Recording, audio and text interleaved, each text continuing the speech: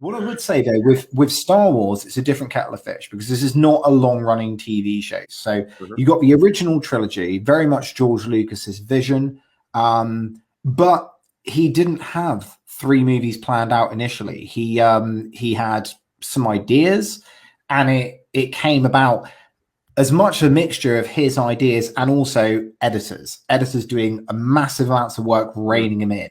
And different directors for the last 2 movies.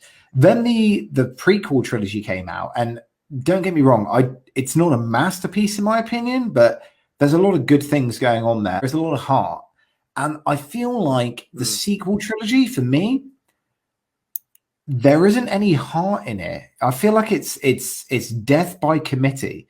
I feel like you've got a bunch of people sat there throwing out ideas, you know, and basically it's the product of a writer's room that isn't necessarily Star Wars fans. They're people that are Hollywood executives who want to make a popular science fiction movie. We're going to kill. Which of the original cast are we going to kill in this film? And then which of the thing? And it's feeling very formulaic. But Jar Jar Binks survives. That's the thing. No, let's leave Jar Jar alone. He must live to the heat death of the that's universe. the point now, isn't it? He has to live. Yes, he has to. I definitely like. He must be anti midichlorians. Well, I mean, it is just Jar Jar Binks. I mean, it was just. What about those bloody little penguin things? Oh, I'll just Chewie roast them and over an open spit was just I love that. For me, I think one of the issues that both Star Trek and Star Wars has is a lack of cohesive vision. So, giving you guys some examples. So, Deep Space Nine ran for 7 seasons, right? And it had 3 producers. TNG ran for 7 seasons and it had 5 producers, right? Star Trek Discovery Season 2, which for me was where it went wrong, had 14 producers, right? Picard ran for one season, 11 producers, right? And we all know with Star Wars that it had an entire team of producers and writers and all of that. And I feel like, in a way, these guys have met death by committee, because I know Star Trek, you know, it was George Lucas, but he had a bit of help. However, you look at how The Mandalorian went when it had a proper showrunner who was passionate about the subject, flipping fantastic, you know. And you look at initially when they relaunched Star Trek with Discovery Season 1. Yeah, there was a bunch of producers, but Discovery Season 1 was a really good season of Star Trek. And I think what's happened is that they've almost got to a death by committee thing where it's basically, can I swear? Am I allowed to swear? A little bit. Don't say the C word.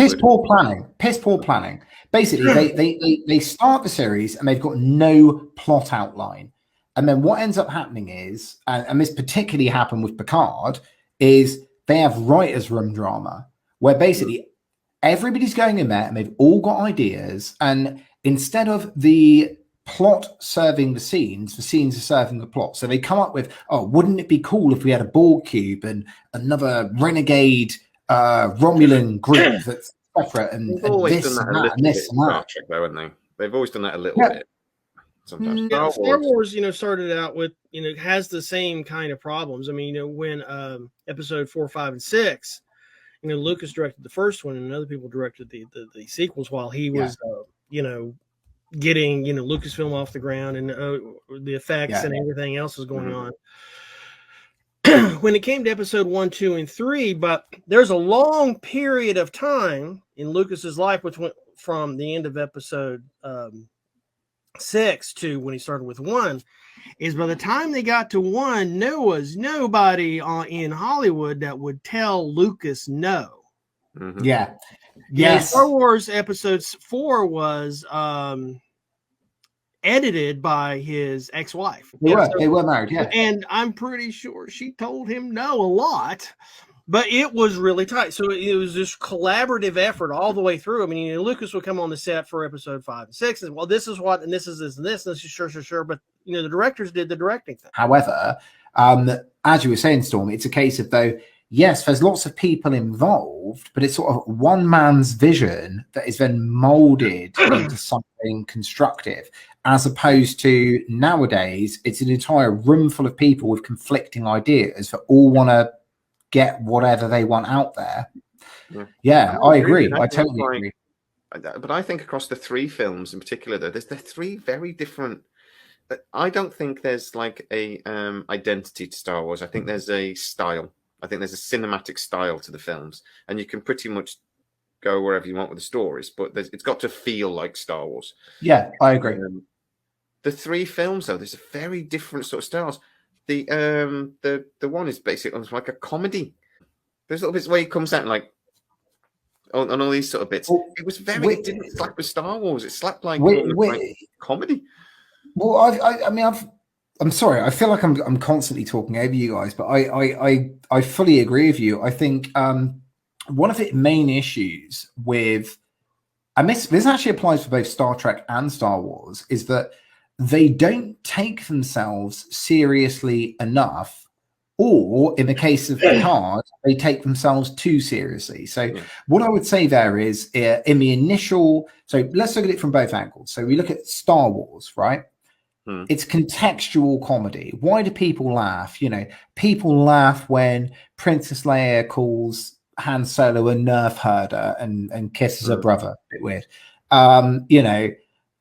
Versus in the new Star Trek series, it's like, oh, your mother, ha ha ha ha ha, and it's like all that's happening there is you're taking away from the severity of the situation, because in the initial series, all of the comedy was contextual, so it was based around the situation you were in. Whereas what they've tried to do in the sequel trilogy is inject comedy in like a Marvel style with lots of quips.